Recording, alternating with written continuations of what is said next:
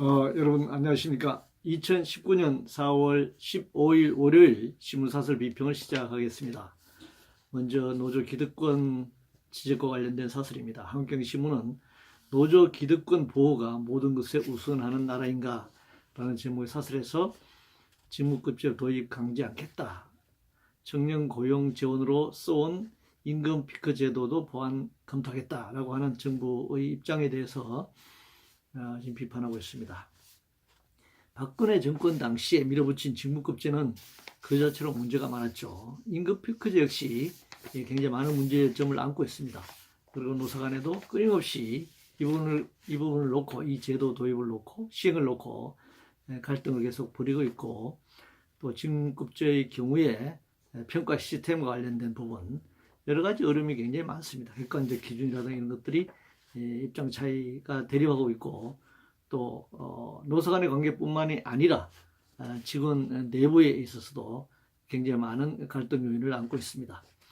이 제도 도입을 둘러싼 노사 간의 공방이 오히려 경영에 있어서, 기업 경영에 있어서, 공기업 경영에 있어서 비효율적인 그런 결과를 낳고 있기 때문에 이런 문제에 대해서 강제적으로 밀어붙이기 식으로 시행하기보다는 보완이 필요하다.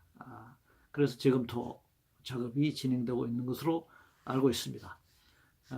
그런 그 문제가 있는 제도상에 발생하는 그런 문제를 해결해 나가기 위해서 제도를 보완하거나 바꾸거나 유보하거나 폐기시키거나 하는 문제가 노조 기득권 보호가 무슨 상관이 있는지 묻고 싶네요. 규제 관련 한국경제신문은 치료받을 권리와 신산업 싹 꺾는 바이오 규제 안 된다 라고 주장하고 있고, 또 한국경제신문은 다른 사설을 통해서 한국 유니콘 탄생 글로벌 VC 벤처 캐피탈에만 맡겨둘 수 없다 라는 제목의 사설에서 역시 규제 완화를 주장하고 있습니다. 의료 부분은 아무리 그것이 신산업이든 뭐 스타트업 기업이든 간에 이 건강과 생명을 다루는 분야이고, 이 국민의 이 생명과 건강을 다루는 이런 분야, 이런 신산업이라고 하더라도 어떻게 규제를 없애야 한다 이렇게 주장할 수 있는지, 이건 뭐 의료자본의 이윤 극대화라든가 이윤을 위해서는 필요할지 모르겠지만, 국가가 국민의 건강과 생명을 지켜야 한다는 그런 측면에서 보면 이 규제를 폐기할 수 없는, 포기할 수 없는 그런 국가의 권한이고, 그것은 국민이 국가에 위임한 국민의 생명과 건강, 재산과 안전을 지켜야 한다는 그런 위임받은 권력으로서의 국가가 가지고 있는 헌법적 권한이다 이렇게 생각합니다. 이 글로벌 기업과 경쟁하려면 규제를 없애면 된다고 생각하기 쉽습니다. 그러나 이 규모 면에서 워낙 차이가 크면 사실 경쟁이 어려운 것이잖아요. 뭐 그것을 돌파해 나갈 수 있는 것은 오늘날 기술 혁신 이런 부분을 통해서 돌파해 나가고, 또 국제 무역 거래에 있어서 보면 이 틈새 시장이라든가 이런 것들을 확보해 나가고, 또 우리나라 GDP가 수출 주도형 경제 성장 전략으로 무역 부문에서 GDP가 차지하는 부분이 70%나 되기 때문에 굉장히 취약한, 오늘날 세계 경제 불황에 있어서는 굉장히 취약한 경제 상황이 될 수밖에 없기 때문에 내수 시장을 활성화한다든가 하는 구조적인 변화가 필요하다 이렇게 생각합니다. 총선 관련해서 매일경제신문은 1년 앞으로 다가온 총선 민생경제 성적표에 달렸다 이렇게 주장하고 있는데, 지금과 같은 부패한 보수정치 구조를 그대로 두고 내년도 총선을 치러봐야 시계추처럼 고정된 공간 안에서 보수 진영의 권력의 좌우로 이동하는 것 외에 뭐 기대할 것이 없을 것이라고 생각합니다. 지금 우리나라 국회의원들이 뭐 시의원인지 도의원인지 지방자치단체장인지 모를 정도로 자신의 역할이 무엇인지 모르는 사람들이 지금 국회의원을 하고 있다고 생각합니다. 물론 그것은 그 사람 개인의 탓은 아닐 것이고, 오직 공천을 받아야 하고, 또 지역 유권자들의 표를 얻어서 재선이 다시 국회의원 배치를 다는 것이 목표인 사람들에게는 전체 국가 운영에 관한 문제, 전체 국민과 관련된 법과 제도를 만들기보다는 쪽지 예산을 통해서라도 지역구에 많은 예산을 따내서 지역의 토목 건축이라든가 눈에 보이는 축제라든가 그런 곳에 예산이 뭐 낭비되든 뭐 소비되든 비효율적으로 쓰이든 그들은 알 바가 아니죠. 지역 유권자들에게 마치 자기가 그런 예산을 많이 따오고 그런 지역의 민원을 해소해주는 그런 능력 있는 자로 보이면 다시 국회의원에 재선되는 이런 썩어 빠진 이 제도를 바꾸지 않고서는 민생의 문제를 얘기할 수 없다고 생각합니다. 따라서 현재 지역구 선출 제도를 전면 폐기하고 전면 비례대표제로 가야 한다. 그리고 투표 연령을 현재 19세에서 18세로 낮춰야 합니다. OECD 국가 중에서 투표 연령 19세인 나라는 우리나라밖에 없습니다. 성인이 되는 나이, 또 군대 병력에 편입되는 나이 다 18세이잖아요. 그런데 투표권만 19세라는 것도 말이 안 되는 얘기고, 유럽이나 선진 나라의 경우에는 16세에도 투표권이 부여되는 나라도 있습니다. 우리나라 대통령 40세, 국회의원 25세 이상이 돼야 출마할 수 있는 권한이 있는데 국회의원의 경우에 이것도 역시 20세로 낮춰야 한다 이렇게 생각합니다.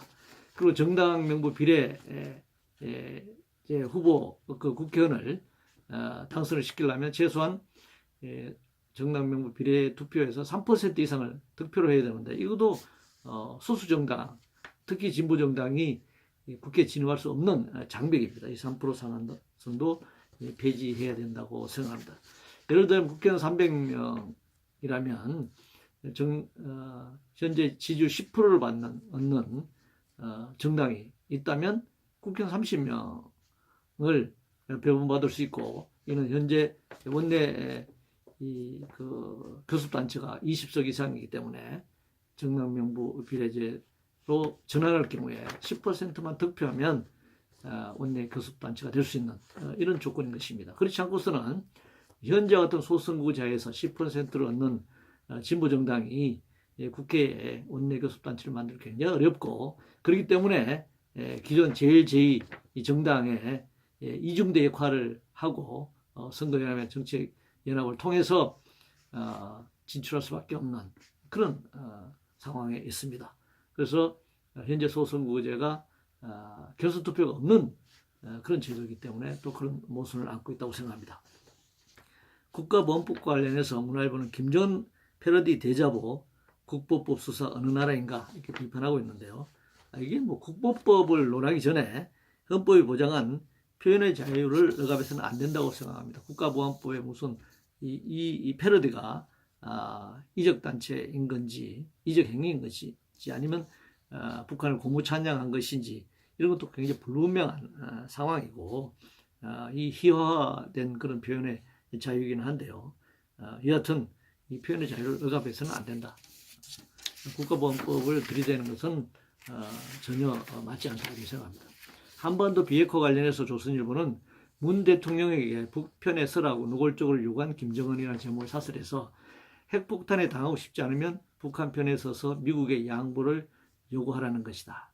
중앙일보는 북한 막말과 협박으로 대화의 판결은 곤란하다라는 제목을 사설해서 오지랖 등 모욕적 언사로 북편들라 공개 압박했다. 북 고통 고립만 심화될 뿐이고 비핵화 결단이 해답이다 이렇게 주장하고 있습니다. 동아일보는 미국의 퇴짜 맞고 남의 오지랖 막말한 김정은의 억지와 헛세라면서 비판하고 있습니다. 매일경제신문은 3차 회담 공감에도 북비핵화 평행선 걷는 트럼프 김정은이라는 제목을 사설해서 문재인 대통령도 4차 남북 정상회담에서 김 위원장을 적극 설득해 비핵화 로드맵에 따르도록 만들어야 한다 이렇게 주장하고 있습니다. 문화일보는 문정부 중재자론 실패 인정하고 대북 제재 선도해야 한다 이렇게 주장하고 있습니다.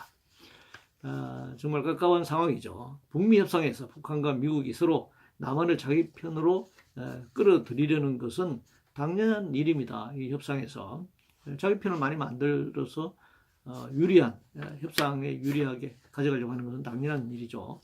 문제는 우리가 남한이 북미 사이에서 중재자 역할을 할 수 있는 수단이 별로 없다라고 하는 점입니다. 뭐 제재와 관련해서도 남북 교류, 남북 이 협력 관계에 있었던 개성공단조차도 이제는 미국의 그 제재 압박 때문에 미국의 동의 없이는 이 개성공단을 재개할 수 없는 그런 정도 상황입니다. 그러니까 우리가 미국이 할 수 있는 게 없죠. 문재인 대통령이 트럼프에게 북한의 스몰 딜을 받아라 라고 하던, 김정은에게 미국의 빅딜 요구를 수용해서 북핵을 먼저 폐기하라고 하던, 그것이 과연 수용될 수 있는 조건인가, 현재 시점에서 그것이 수용될 수 없다라고 하는 것이 북미 2차 정상회담에서 드러났다는 것이죠. 그래서 남한 정부의, 우리의 남한의 북미 비핵화 협상에서 굉장히 처한 그런 처지다, 또 그런 딜레마다, 이렇게 얘기할 수 있습니다. 상속세와 관련해서 동아일보는 경제 살리려면 가업 상속제 등 제도 개혁 속도 내라 라고 주장하고 있습니다. 상속세 내는 것과 경제 살리는 것이 무슨 상관인가요? 기업가나 자본가들의 부의 세습을 원활하게 하기 위해서 세금을 깎아주면 경제가 살아나나요? 아니면 상속세를 걷어서 복지 지출을 늘리고 내수시장을 활성화시켜 경제를 살리는 것이 옳고 빠른 길인지 한번 판단해 볼 필요가 있다고 생각합니다. 폐기물과 관련해서 동아일보는 폐기물 처리 시스템 고장 탓에 전국 곳곳 쓰레기산이다 라는 제목의 사설에서 일회용품 적게 쓰고 덜 배출하는 근본적 해법이 필요하다. 2015년 한국인 1인당 플라스틱 소비량이 132kg으로서 연간 63개국 중에서 1위라고 하는 겁니다. 어마어마하게 쓰레기가 배출되고 있습니다. 이 사설이 지적한 대로 소비를 줄일 수밖에 없습니다. 그러면 소비만 줄이냐, 생산에 있어서도 이것을 제재를 가해야 하는데, 이것은 높은 환경세를 물려야 한다, 그렇게 생각합니다. 인사청문회와 관련해서 조선일보는 헌법재판관 민정수석 살리려 벌어지는 희극 같은 장면들, 중앙일보는 국민 정서와 동떨어진 이미선 부부의 해명 방식, 문화일보는 부적격 이미선 지키려 남편 앞선 청의 부적절 개입, 지금 쇼가 벌어지고 있습니다. 국민들을 무엇으로 알고 이러는 건지 모르겠네요. 돈, 권력, 명예를 모두 가지겠다는 자들의 심파극이 권력 최고 정점에서 벌어지고 있습니다. 문재인 대통령이 말했던 5대 7대 기준은 어디로 갔습니까? 재산 축적 논란에도 불구하고 이걸 꼭 임명하려면 재산을 어떻게 축적했느냐 묻지도 따지지 않겠다고 한다면, 주식을 파는 것이 문제가 아니라, 매각하는 것이 문제가 아니라 우리나라 국민 가구당 평균 재산 이상을 국가에 헌납하고 고위공직을 맡으려면 맡아라, 이렇게 저는 얘기하고 싶네요. 그래서 청렴한 자만이, 국민의 눈높이에 있는 재산을 가진 자만이 고위공직자가 될 수 있어야 한다. 그걸 법과 제도로 만들어야 한다. 그런 기준을 만들어야 한다, 그렇게 생각합니다.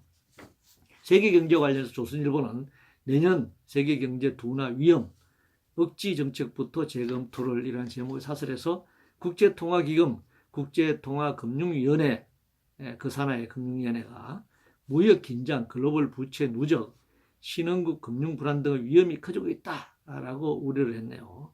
외국인의 신문도 세계경제 하방 리스크 경고한 IMF 세계은행이라는 제목의 사설에서 역시 그 우울한 경제 전망을 얘기하고 있습니다. 이게 뭐 거의 전 세계 노동자 민중을 향해서 협박하는 것이죠. 세계 경제를 이토록 위기에 빠뜨린 당사자들이잖아요. 이 자들이 무슨 정책을 각 국가에다가 정책을 재검토하라느니, 리스크가 몰려온다느니 하면서 경고 협박을 지금 하고 있습니다. 그래서 결국 우리가 IMF 외환위기 20년 전에 IMF 외환위기에서 경험했듯이 노동자 서민들의 주머니를 털어갈 것이고 허리띠를 졸라매일 것을 강요할 것입니다. 착취와 수탈의 결과가 이 오늘날 세계 자본주의 공황적 위기 상황에 빠지게 된 것인데, 이를 극복하기 위해서 자본가들은, 자본을 이해하는 그런 국제기구들은 추가 착취를 감행하기 위해서 협박을 통해서 공포 분위기를 지금 조성하고 있는 것입니다. 이상으로 2019년 4월 15일 월요일 신문사설 비평을 모두 마치겠습니다.